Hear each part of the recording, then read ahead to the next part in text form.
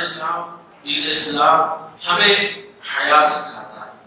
الحیاء شعبۃ من الایمان، یہ حیا ایمان کی شاخ ہے۔ آج کا جو دور چل رہا ہے بے شرمی کا دور، حیا جس کے اندر نافذ ہوتی جا رہی ہے، آدمیوں کو تو چھوڑیے عورتیں بھی بے حیا ہوتی جا رہی ہیں۔ نبی صلی اللہ علیہ وسلم نے فرمایا کہ ہر شریعت میں حیا کی تعلیم دی گئی اور ہر نبی نے یہ بات کہی اذا لم تستحی فاصنع ما شئت، ہر نبی نے یہ بات کہی کہ اگر تمہارے اندر حیا باقی نہ رہے تو پھر تم جو چاہے کرو۔ تو شریعت کی پابندی کرانے میں، گناہوں سے بچنے میں، نیکیوں میں آگے بڑھنے میں جو چیز سب سے زیادہ کارگر ہوتی ہے وہ حیا ہے۔ یہ حیا صفت ہونی لازمی ہے ہر مومن کے اندر۔ نبی صلی اللہ علیہ وسلم کے بارے میں آتا ہے کہ آپ صلی اللہ علیہ وسلم کنواری لڑکیوں سے زیادہ جو پردے میں رہتی ہیں ان سے کئی گنا زیادہ اللہ کے رسول حیا والے تھے۔ یہ نہ سمجھیے کہ حیا کرنا، شرم کرنا صرف عورتوں کا کام ہے، بلکہ یہ صفت مردوں کے اندر بھی آنی چاہیے، اور نبی صلی اللہ علیہ وسلم میں یہ چیز موجود تھی۔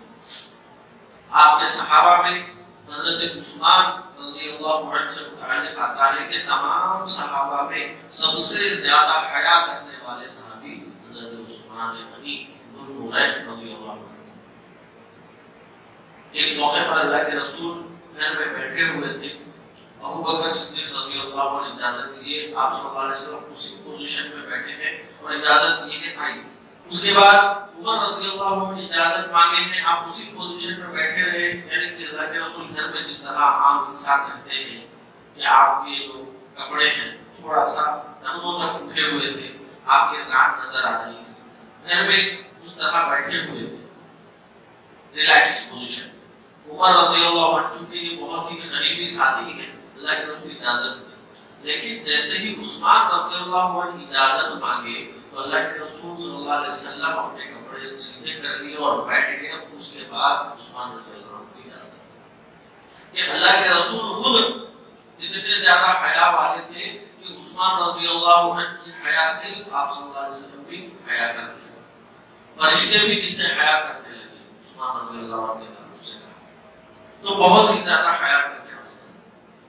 برادر اسلام، ہمیں پتہ ہونا چاہیے کہ اللہ کے رسول صلی اللہ علیہ وسلم نے کس قدر پاکبازی کی زندگی گزاری اور کس قدر مسلمان کو پاکیزہ زندگی گزارنے کی تعلیم دی۔ جب اللہ رب العالمین نے قرآن مجید میں اپنے نگاہوں کی حفاظت کی بھی جو ہے تاکید کی کہ اپنی نگاہوں کی حفاظت کرو، اب اللہ کے رسول علیہ السلام نے یہ تک تعلیم دی کہ جو بندے اپنے زبان کی اور اپنے شرمگاہ کی حفاظت کی مجھے ذمہ داری دے گا، ضمانت دے گا، تو میں اس کو جنت کی بشارت دیتا ہوں، ذمہ داری دیتا ہوں۔ بشارت کی اللہ کے رسول علیہ السلام نے خوشخبری سنائی جو اپنے شرمگاہوں کی حفاظت کرتے ہیں۔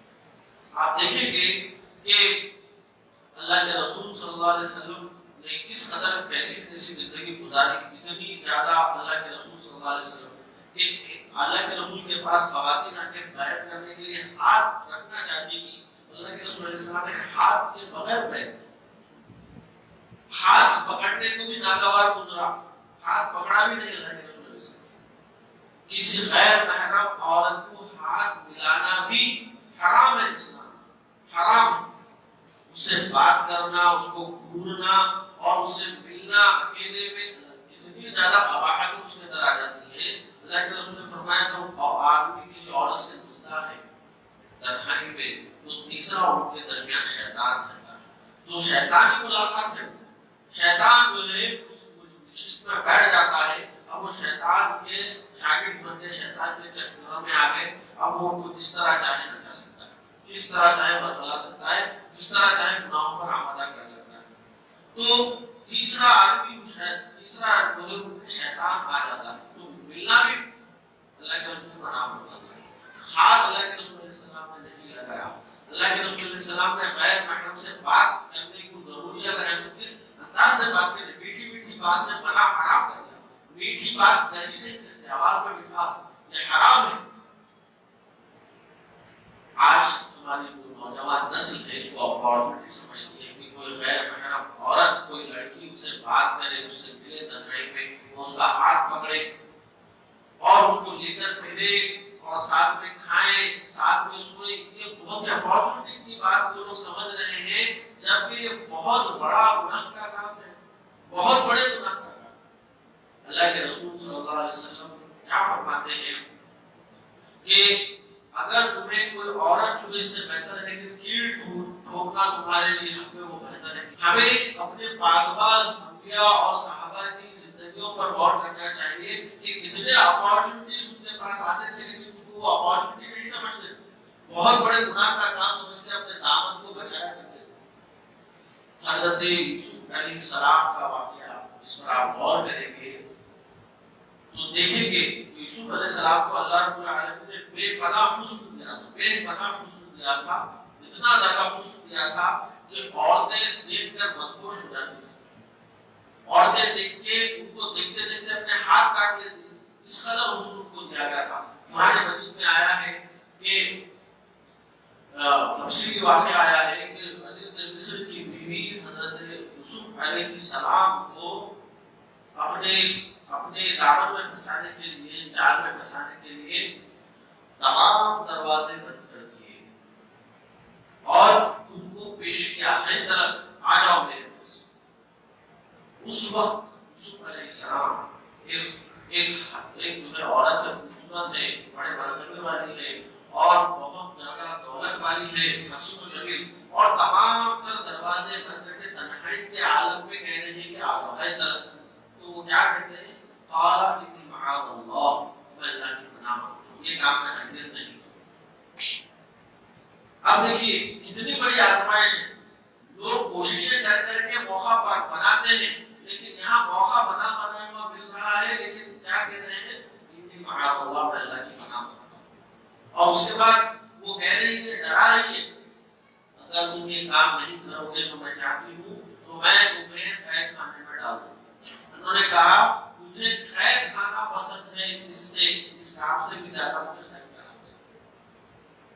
قید خانے میں جانا پسند کر لیا، مگر اس دعوت گناہ کو قبول نہیں کیا یوسف علیہ السلام۔ جب یہ باتیں پھیلی کہ یوسف علیہ السلام جو ہے اس کے بہکانے میں بھی نہیں آئے، ڈرنے میں بھی نہیں آئے، اور وہ عورت کیا کری، آگے بڑھ کے پیچھے، اس طرح آج کل جو ہے زبردستی جس کو بولتے ہیں نا، زبردستی، تو زبردستی کرنے لگی، تو یوسف علیہ السلام بھاگنے لگے، دروازے کھولتے ہوئے بھاگنے لگے، وہ عورت ان کے پیچھے بھاگنے لگی۔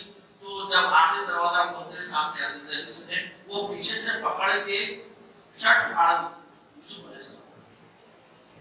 تو جب بات واضح ہو گئی کہ پیچھے سے اگر شرٹ پھٹا ہوا ہے تو عورت گناہگار ہے، اگر سامنے سے پھٹا ہے تو مرد گناہگار ہے، تو جب دیکھا گیا کہ شرٹ پیچھے سے پھٹا ہوا ہے، عزیز مصر کو پتا چلا کہ اس کی ہی بیوی گناہگار ہے، تو معاملے کو دبانے کے لیے قید میں ڈال دیا گیا۔ جب یہ بات وہاں کی بڑی عورتوں میں پھیل گئی تو وہ کہنے لگی کہ یہ کیسی عورت ہے جو اپنے ہی گھر کے ایک فرد کو جو ہے گناہ پر آمادہ کر رہی ہے۔ تو عزیز مصر کی بیوی نے تمام خواتین کو جمع کر کے ان کو بتانا چاہ رہی تھی کہ میں کیوں گناہ میں پڑی ہوں، تمام کو ایک گھر اور ایک چاقو دے دیا، اور اس کے بعد یوسف علیہ السلام کو کہا کہ تم اس دروازے سے انٹر ہونا اور خاموشی سے نکل کے دوسرے دروازے سے نکل جانا۔ تو جب یوسف علیہ السلام انٹر ہوئے تو تمام خواتین نے جب یوسف علیہ السلام کو دیکھا تو ان کو مدہوشی چھا گئی، ان کے حسن کو دیکھ کر ان کے ہوش گم ہو گئے اور وہ پھل کاٹنے کی جگہ پر اپنے ہاتھ کاٹ لیے، اتنے زیادہ حسین یوسف علیہ السلام۔ پھر دوبارہ کہا اگر یہ یوسف علیہ السلام ہے جس کے بارے میں تم مجھے ملامت کر رہی تھی، تمہاری حالت کیسی ہوئی؟ تو یوسف علیہ السلام سے کہا کہ اگر تم میرے کہنے پر نہیں مانو گے تو میں کئی سال تمہیں قید کی سزا چھپاؤں گی۔ انہوں نے کہا کہ مجھے قید پسند ہے، میرے اپنے یہ کام ابھی نہیں کروں۔ انہوں نے کئی بار اس اپارچونٹی کو ٹھکرا دیا اور قید میں جانے کو پسند کیا، لیکن اس گناہ سے باز نہیں۔ اللہ کے رسول صلی اللہ علیہ وسلم کیا ارشاد فرماتے ہیں، اللہ کے رسول نے فرمایا کہ قیامت کے روز عرش کے سائے کے نیچے جن خوش نصیبوں کو جگہ ملنے والی ہے، عرش کے سائے کے نیچے جن خوش نصیبوں کو جگہ ملنے والی ہے، ان میں سے ایک وہ نوجوان ہے جس کو ایک حسب نسب بازار حسن و جمیل خاتون ایک لڑکی دعوت گناہ دے اور وہ کہے کہ میں اللہ سے ڈرتا ہوں کہ یہ کام نہیں کروں گا، خوشخبری دی جا رہی ہے کہ اس کو عرش کے سائے کے نیچے جگہ نصیب ہوگی۔ یہ کتنی بڑی خوش نصیبی کی بات ہے۔ صرف 7 خوش نصیبوں کے بارے میں اللہ کے رسول علیہ السلام نے یہ حدیث بیان کی ہے، 7 ان 7 میں سے ایک نوجوان ہے۔ ہمارے نوجوان کو ویسی تلاش میں نکل کر ایسا موقع مل جائے ہمیں بس کر گزریں گے، لیکن اللہ کے رسول خوشخبری دے رہے ہیں کہ ایسا موقع ملنے کے باوجود جو انکار کر دے اور اللہ سے ڈر جائے تو ایسے بندوں کے لیے خوشخبری۔ اللہ کے رسول صلی اللہ علیہ وسلم نے ایک واقعہ بیان فرمایا کہ 3 لوگ تھے بنی اسرائیل کے، وہ سفر میں جا رہے تھے، تو آپ نے کیا ایک شخص کا واقعہ بیان کیا کہ اللہ کے رسول صلی اللہ علیہ وسلم بیان فرماتے ہیں کہ جب وہ لوگ ایک غار میں پناہ لیے تو چٹان آ گئی راستے میں، دہانے پر چٹان آ گئی اور وہ پیک ہو گیا۔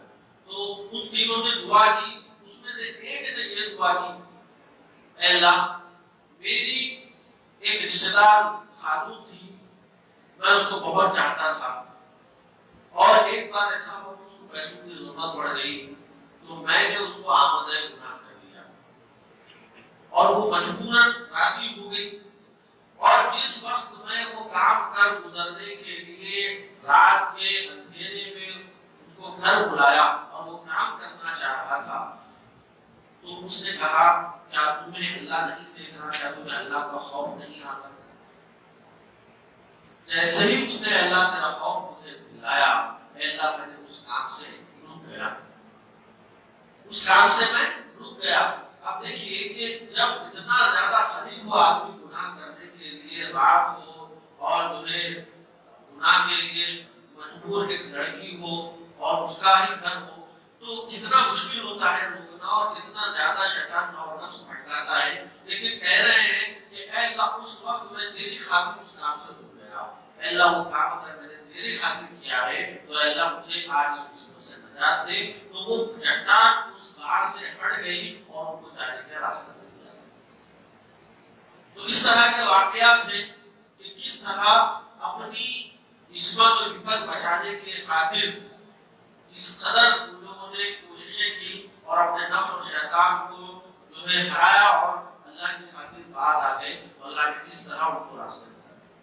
اللہ کے رسول صلی اللہ علیہ وسلم نے خواتین سے بھی کہا کہ جو خواتین نمازیں پڑھتی ہیں، روزہ رہتی ہیں، اپنے شوہروں کی اطاعت گزار ہے اور اپنے شرمگاہوں کی حفاظت کرتی ہیں، اپنے شرمگاہوں کی جو حفاظت کرتی ہیں، تو ایسی عورتوں سے کہا جاتا ہے کہ جنت کے جس دروازے سے چاہے تم داخل ہو جاؤ، جنت کی 8 دروازوں کے لیے کھول دیے جائیں گے، جنت کے جس دروازے سے چاہے داخل ہو جاؤ۔ اللہ کے رسول علیہ السلام کی بشارت ہے، یہ بہت بڑی بشارت ہے جو اللہ کے رسول علیہ السلام عورتوں کو دے رہے ہیں۔ تو یہ باز آنے کی بات ہے، ان گناہوں سے باز آنے کی بات ہے، اور جو لوگ ان گناہوں سے باز نہیں آتے ان کے لیے دیکھیے شریعت میں کتنی سخت سزائیں دی گئی ہیں۔ اللہ کے رسول علیہ السلام فرماتے ہیں قرآن مجید میں اس کا تذکرہ کہ جو بندے ان گناہوں میں مبتلا ہو جاتے ہیں، الزانیۃ والزانی فاجلدوا کل واحد منہما 100 جلدہ، کہ جو اس گناہ سے باز نہیں آتے اور اس گناہ کو کر گزرتے ہیں تو ان کے لیے بیان کیا گیا کہ ان کو 100 کوڑے لگائے جائیں، 100 کوڑے لگائے جائیں، اور نرمی کا برتی جائے، جتنی طاقت یوز کر سکتے ہو پوری طاقت کے ساتھ 100 کوڑے لگائے جائیں ایسے آدمی کو اور ایسی عورت کو جو حیا، شرم و حیا کی چادروں کو تار تار کر دیتی ہے اور کام کر گزرتی ہے، جسے منع کیا گیا۔ 100 کوڑے لگائے جائیں، پلس 1 سال کے لیے ان کو اس جگہ سے شہر بدل کر دیا جائے، جیسے کالے پانی کی سزا ہوئی، آؤٹ آف سٹی کر دیا جائے، ایک ویار میں لکھ جائے کہ پھینک دو لوگ۔ ایسے لوگوں کو معاشرے میں رہنے کا حق نہیں ہے جو اس طرح گندگی مچا رہے ہیں معاشرے میں رہ کر۔ ایسے لوگوں کو اس سٹی میں، اس شہر میں لوگوں کے درمیان رہنے کا کوئی حق نہیں۔ یہ معاشرے کو خراب کر رہے ہیں، 1 سال کے لیے ان کو شہر بدل کر دو تاکہ ان کی عقل ٹھکانے جائے۔ تو یہ سزا کس کے لیے ہے؟ جو شادی شدہ نہیں ہے، کنوارے لڑکا لڑکی ہیں ان لوگوں کے لیے. اور یہ کام شادی شدہ ہو کر اگر کوئی کرتا ہے، زنا کرتا ہے، شادی شدہ ہو کر جو کام کرتا ہے اس کے لیے تو سخت ترین سزا دی گئی ہے. بیان کیا گیا کہ رجم کر دیا جائے گا، رجم کر دیا جائے گا، مطلب پتھروں سے مار مار کر اس کی جان نکلنے تک مار دیا جائے گا، پتھروں سے مار دیا جائے گا. دنیا میں یہ حد نافذ کر دی جائے گی جو اس طرح کے قبیح ترین گناہ بدکاری جیسے گناہ میں مبتلا ہوتے ہیں کہ یہ سخت ترین سزا سنائیں گے. کیونکہ اسلام برداشت نہیں کرتا اس عمل قبیح کو، یہ سلسلے نسب کو خراب کرنے والا عمل ہے، یہ گناہ اللہ رب العالمین نے روک دیا ہے. شیطان جو ہے تمہیں کروانا چاہتا ہے اس سے بات کرو. اللہ کے رسول صلی اللہ علیہ وسلم نے فرمایا کہ قیامت کے قریب زنا عام ہو جائے گا، شراب عام ہو جائے گی، شراب کو نام بدل کر استعمال کیا جائے گا، زنا کو اس طرح عام کر دیا جائے گا کہ اس کو گناہ ہی نہیں سمجھا جائے گا. نعوذ باللہ آج کل اس قدر جو ہے اس کی ترغیب دی جاتی ہے، اس قدر اس کی ترغیب دی جاتی ہے. آج کل ہوٹل بھی مل جاتے ہیں، نعوذ باللہ ہر طرح کا سپورٹ معاشرے میں زنا کاری پر مل رہا ہے. لوگ زنا میں مبتلا ہوتے جا رہے ہیں. تو لوگ کے لیے اپنے ایمان کی حفاظت کریں، کس طرح کریں. اللہ کے رسول علیہ السلام فرماتے ہیں کہ وقت آئے گا کہ اس وقت اگر کوئی ایمان پر قائم رہے تو اس کو بہت زیادہ اجر ملے گا، جیسا کہ کوئی 70 شہیدوں کے برابر اس کو ثواب ملے گا. وہ وقت ہے کہ اپنے دین پر ثابت قدم رہنا انگارے کو اپنے ہاتھ میں تھامے رہنے کے برابر ہوگا. لیکن ایسے ماحول میں کوئی اگر اپنے عصمت و نفرت کی حفاظت کر کے اپنے ایمان کی حفاظت کرتا ہے، اس کے لیے اللہ رب العالمین نے جنت، اس کے لیے عرش کا سایہ، اس کے لیے مصیبتوں سے نکلنے کے لیے راہیں اللہ رب العالمین دے دیتے ہیں. اس سے بچنا چاہیے، ایسے ماحول میں اپنے آپ کو بچانا چاہیے. سخت ترین وعید سنائی گئی ہے جو کام کر گزرتے ہیں.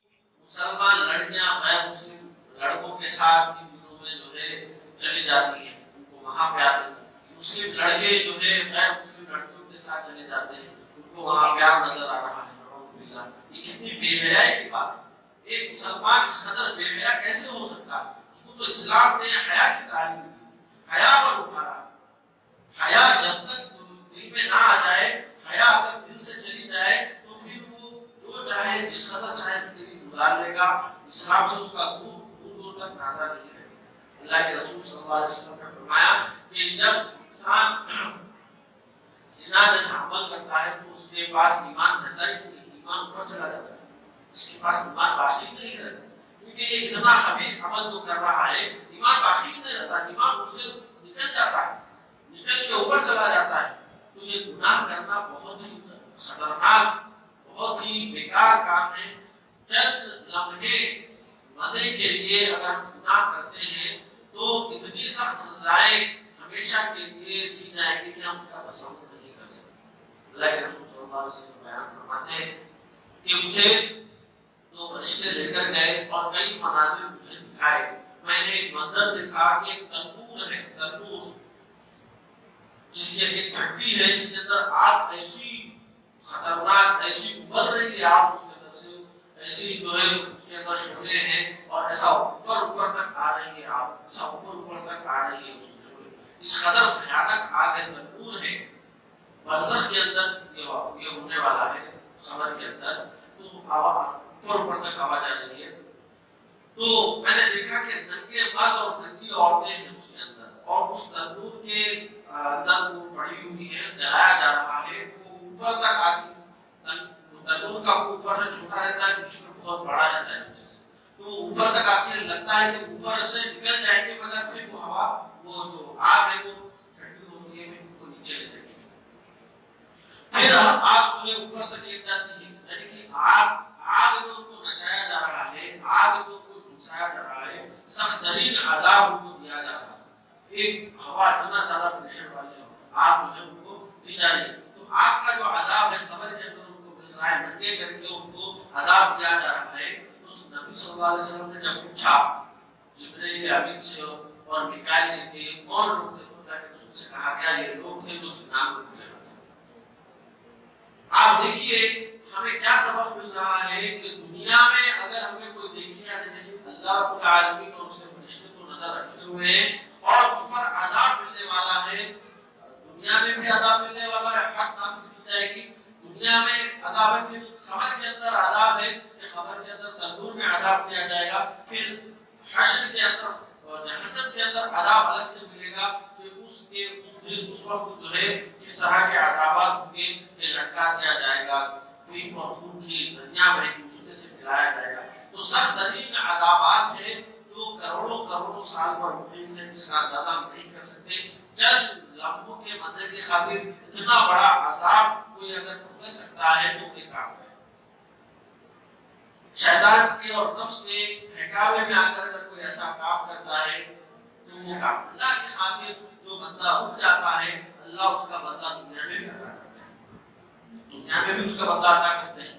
آپ آج کسی چیز سے رک رہے ہیں، آج آپ کسی غیر محرم خاتون لڑکی کو دیکھنے سے رک رہے ہیں، اللہ تعالیٰ آپ کی آنکھوں میں جو سکون و مزہ عطا کرے گا جب آپ کی بیوی آئے گی، جب آپ اس سے جمع کریں گے تو اس کے اندر آپ کو اللہ تعالیٰ مزہ کئی گنا بڑھا کر دے گا. اگر آپ اس وقت اپنے آپ کو حرام کام سے اگر آپ ابھی سے کاموں میں مبتلا ہو جائیں گے، آپ شادی کریں گے تو وہ مزہ اور وہ لطف آپ کو اللہ تعالیٰ چھین لے گا، آپ کو پھر نہیں آئے گا.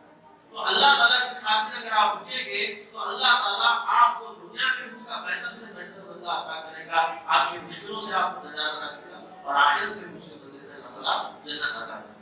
تو ہم اللہ